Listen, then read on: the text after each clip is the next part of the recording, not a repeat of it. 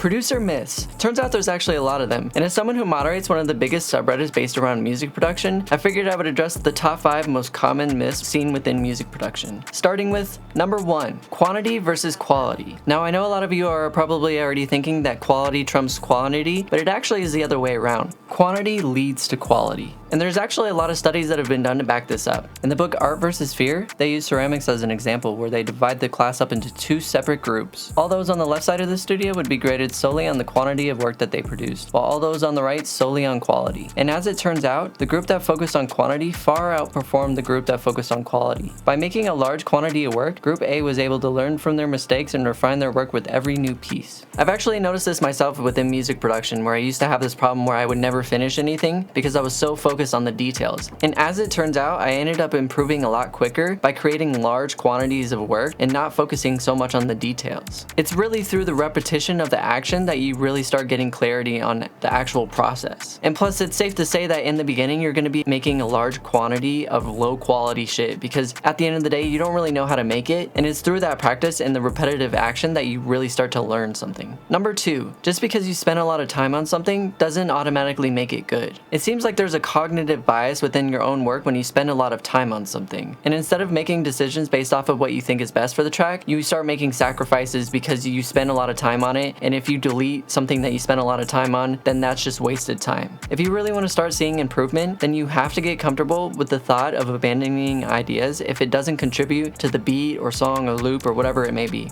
Number 3, if your music is good, then people will just find it. And this is so not true, especially this day and age where, you see YouTube and TikTok focusing solely on watch time and making sure that you're staying on their site as frequently as possible. I would highly recommend that you post as often as you can on as many different social media platforms as you possibly can. By posting quality content on a consistent basis, you're allowing your music and brand to be discovered by as many eyes as possible. And it's only through posting consistently are you really able to see that exponential growth that you're really looking for. Just look at Lil Nas X, for example. Old Town Road had been posted a year prior to it actually blowing up. And it was only through him posting consistent memes for over a year that he was really able to start to see results from that song. You mean to tell me that you're gonna be passive with your own and just put it on your story once? Are you fucking crazy, bro? I'm still promoting my album that came out in June. It's a year out and I'm still out here like, call me if you get lost, like, right? Number 4, music theory limits creativity. This is kind of like saying that learning how to form words and sentences properly limits your ability to write. By having a strong understanding of the language, you are able to convey your thoughts and ideas much better. The whole idea of music theory isn't necessarily to box you in and tell you all these rules and rigid things that limit your creativity, but it's basically just telling you a series of notes that sound harmonically pleasant with each other.